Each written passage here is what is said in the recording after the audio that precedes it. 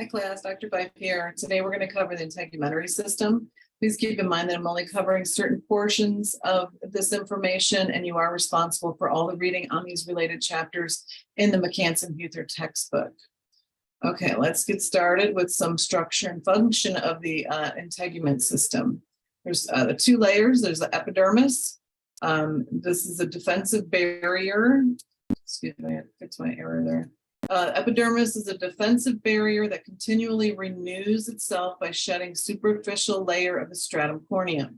And this is formed primarily by keratinocytes. Keratinocytes produce keratin, a scleroprotein that provides protection from mechanical stress. Keratin is the main constituent of skin, hair, and nail cells. Now, new keratinocytes formed in the basal layer or the stratum basal.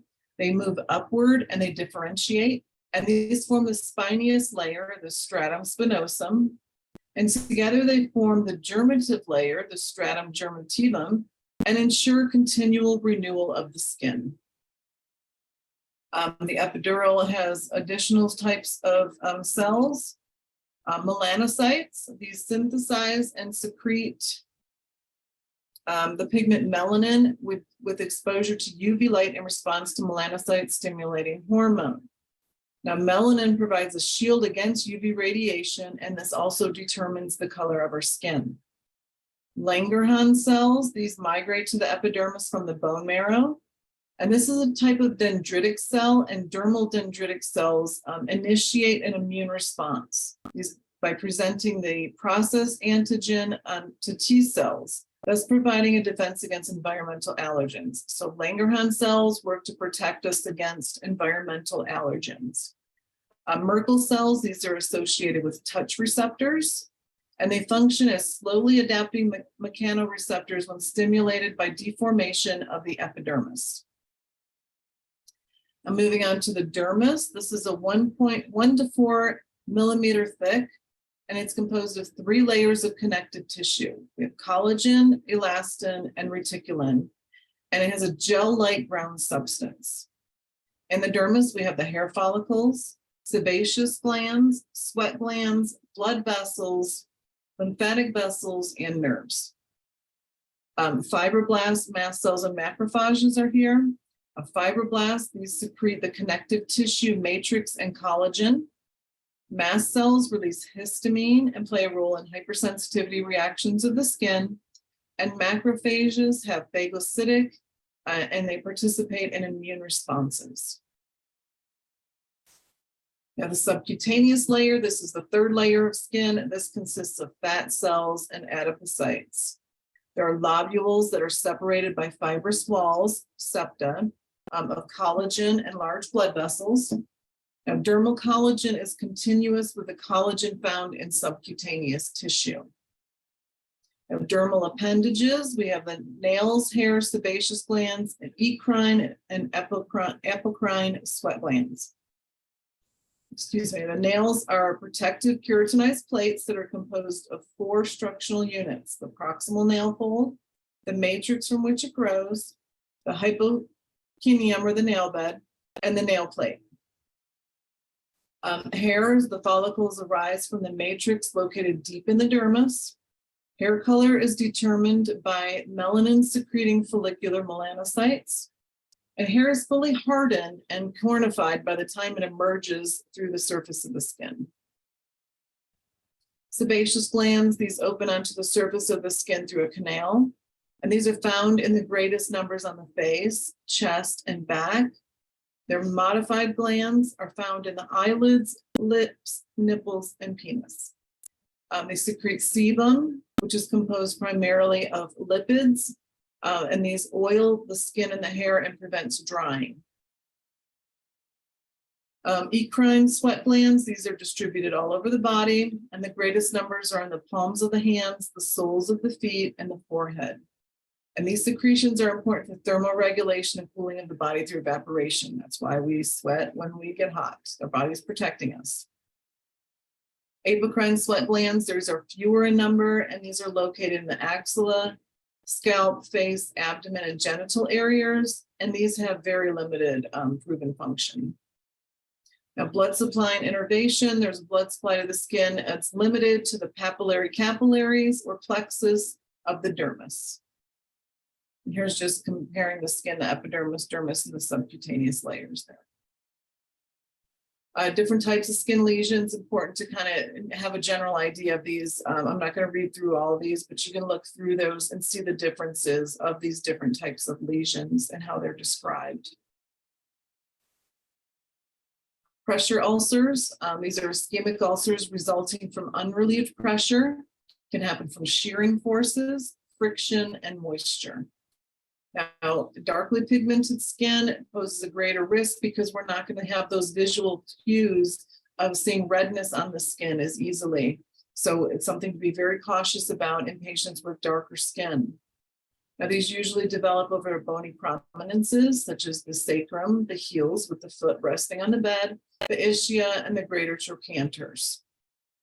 Now, these are staged 1 through 4. 1 is non-blanchable erythema of intact skin, so you're just going to have some redness there that does not blanch. 2 is a partial thickness of skin loss. 3 is full thickness involving damage and necrosis of subcutaneous tissue. And 4th is a full thickness or exposure of muscle, bone, and supporting structures. And that's just showing the different stages here. All right, let's talk about some inflammatory skin disorders. We have allergic contact dermatitis. This is T-cell mediated or delayed hypersensitivity type 4 reactions. An example of that is poison ivy.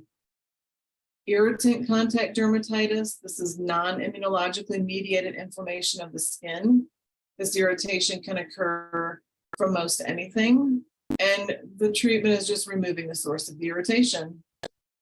Atopic dermatitis, this is more common in infancy and childhood.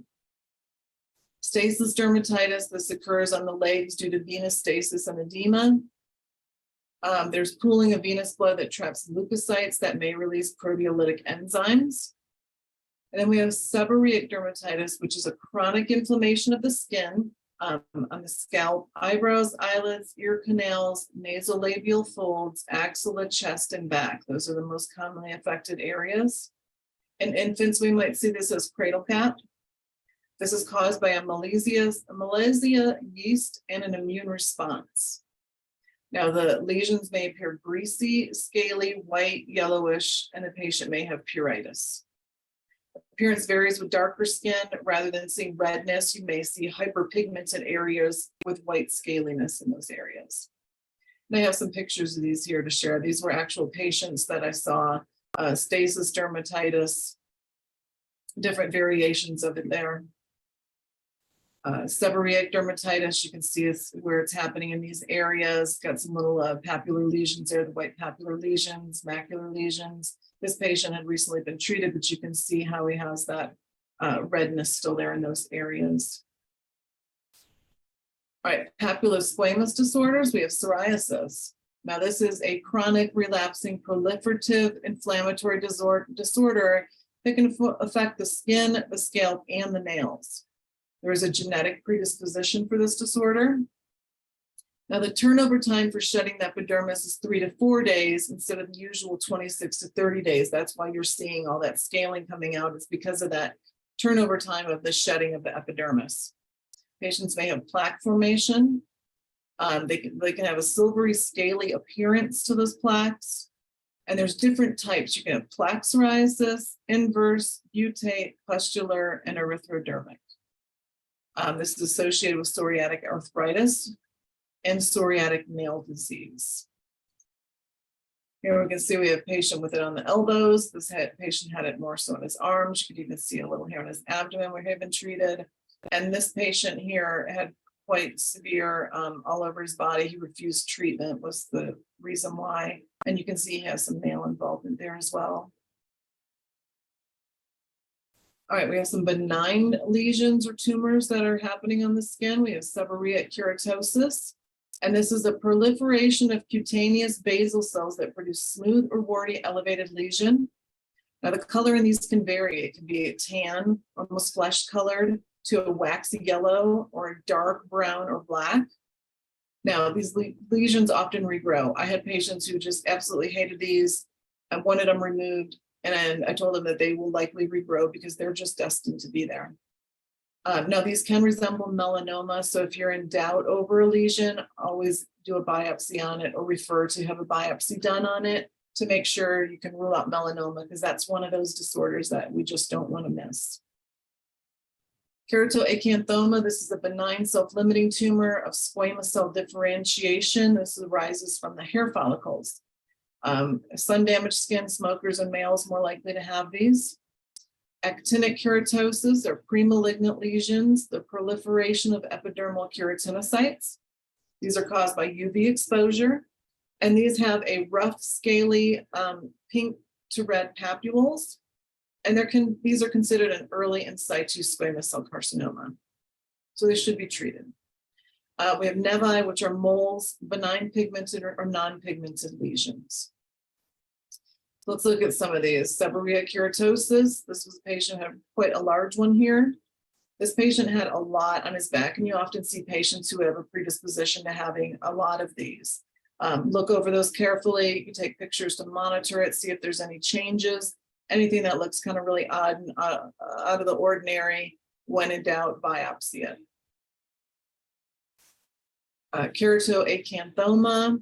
This is the one that was that we talked about. That was squamous cell differentiation. So these look a lot like squamous cells. Often these go away on their own. You can biopsy them to be sure. This looks like it has a lot of that keratin plug type in there. And then we have the actinic keratosis. I worked in Florida in the nursing homes and saw a lot of this in patients, especially those who had predominantly worked outdoors most of their life. This lady here was in produce, had a produce stand outside, did not protect herself from the sun. She had a lot of damage all over her entire body. What you can see in here is this just dry, rough, scaly areas here in the skin. Okay, moving on to some skin cancers. We have basal cell, squamous cell, melanoma, three main types you're going to see. Basal cell, this is surface epithelial tumor that originates from undifferentiated basal or germinative cells. These usually have a depressed center and rolled borders, and I'll show you that on a picture in a minute. This is the most common skin cancer, and if you're going to get a skin cancer, this is the better one to get because there's a low rate of metastasis, and these are usually detected pretty early and pretty relatively easy to treat. Causes UV radiation exposure, tanning beds. Squamous cell tumor of the epidermis. This is the second most common type of skin cancer. There's an in situ version known as Bowen disease, or it can be invasive, and again causes UV light exposure, tanning beds. We're seeing these cancers in a lot younger population, people who are using tanning beds. So it's very important to educate your patients to avoid tanning beds and avoid this UV radiation exposure, protecting the skin when you're outdoors. Melanoma, malignant tumor originating from the melanocytes. And this incidence is rising in young and middle-aged adults as well. Genetics involved. My mother passed away from melanoma, so this is a risk for me as well. And you better believe I protect myself from the sun, especially when I lived in Florida. UV light caused that. Acquired melanocytic nevi. Again, family history, fair hair, and light skin are risks there. Some of the patients that I saw with these skin cancers, basal cell. See, we also have some actinic keratosis going on here, basal cell lesion here. This patient had a lot of these seborrheic keratosis on her back, and this was a non-healing lesion. So I biopsied it, and it did come back positive for basal cell carcinoma. And here, this patient here, basal cell, and you can see it has that depressed center, rolled borders. So that's real important and indicative finding that you're going to see with basal cell carcinoma. Squamous cell carcinoma, here we had one on a patient's ear. This one here on a patient's forehead actually grew out this cutaneous horn, which was very interesting to see. So you will sometimes see horns, cutaneous horns. That's the most prominent and significant one that I had seen, was growing like that. And this is the Bowen's disease, where it's carcinoma in situ. So, if it looks odd, biopsy it or refer out to dermatology, depending on what your practice does. Okay, and then melanoma, this one here, it kind of looks, it could be a little basal cell like here, got some other stuff going on here. Biopsy, it did come out as melanoma. This patient had a friend who was a hairdresser and happened to look at his scalp and noticed this lesion. He said, you really need to get that checked out. And thankfully he did. And I biopsied it and it did come back as melanoma. And you can see he's got a lot of sun damage. This happens a lot in men with bald heads, and something to be cautious about. This patient down here, I was asked to see for a rash on another area of his body. Of course, I always did a full, quick check over, see if anything else was going on, and noticed this lesion here. So I did a biopsy on that, and it did come back as a melanoma. And see this part here kind of looks like it could be that seborrheic keratosis. So that's why when you're in doubt, do a biopsy and make sure you have the correct diagnosis for it. This was a younger patient that I was asked to see in an assisted living facility, and she had already had metastatic melanoma going on, as you can see here with all these lesions in the groin area. All right, insect bites and parasites. We have scabies. This was something that I saw a lot in the nursing homes. This is caused by the Scarpatus scabi mite. This is transmitted from personal contact, or it can also be transmitted from infected clothing, bedding, and fomites. Very important not to sit on the beds of patients, especially in nursing homes where this was commonly seen. Now, the female mite tunnels into the stratum corneum, deposits her eggs, and it creates burrows. Now, these in about 3 weeks, these eggs will mature into adult mites. So the symptoms appear 3 to 5 weeks after infestation. So other people can be, this can be transferred to other people in that time while we're waiting for those symptoms appear. So you have primary lesions, you're gonna have burrows, papules, vesicular lesions, and pruritus, which is usually worse at night, which is most commonly the cause of pruritus because the itch threshold goes down at night. Itching is related to sensitization of the larval stages of the parasite. Now, the common sites where you're going to see this, the webs of the fingers, axilla, creases in the arms and wrists, the genitalia, and the buttocks. Diagnosis, you're going to see the observation of tunnels and burrows. You can do a skin scraping to confirm. There is a high false negative rate with the skin scrapings because you really have to get an area where there is an actual mite, and sometimes trying to find that is a little difficult because patients that I saw in the nursing homes would have just a full body rash going on a lot of the times, and just because of itching and scratching and because of that sensitization. We're going to treat this with a permethrin cream or with oral ivermectin. I usually started with the permethrin cream. They treat it twice with that, I believe, after 48 hours. In between those. And then if that didn't work and I'm coming back to see the patient again with the same issue, we'd go to the oral ivermectin. Some different scabies. This was one that was confirmed to be scabies. This was in a darker skin individual. You see he's got these hyperpigmented areas. This is a lady on her arm. She had these papular and macular lesions here. Right here in the hand, the nurse was like, I think she got a fungal infection in her hand, which it could look like that, but this right here is very indicative of scabies. And this here on the patient's hand as well. So, look at the patient's hands often because that's what they're scratching with. So those mites and those eggs can develop a lot into these areas. Okay, alterations of the integument in children. We have dermatitis, so we have atopic dermatitis, also known as eczema, personal family history of asthma, allergic rhinitis, and a food allergy. If you have one allergy and asthma, it can go along with this other with atopic dermatitis.